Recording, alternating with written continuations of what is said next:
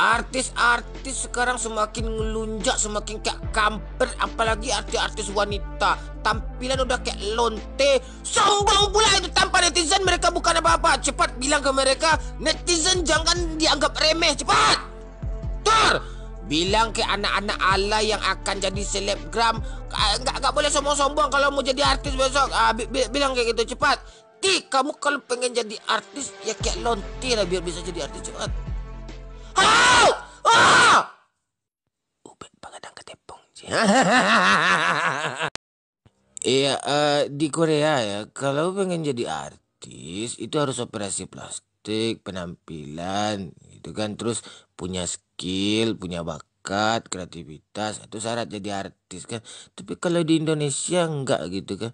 Cukup goyang-goyang dua jari aja tuh kan.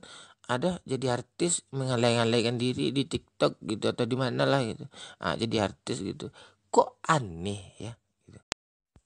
Gua heran ya sama anak-anak sekarang ini susah kali mendapatkan pasangan. Kalau gua kagak ya, karena gua sukses, gua berbakat di bidang nge-rap. Jadi cewek itu pada nempel aja gitu, kayak magnet aja gitu. Kalau cowok sekarang dicari sini cari sana nggak ada nerima satupun. Kalau gua beda gitu. Jadi kalau lo pada mau dikerubunin cewek ya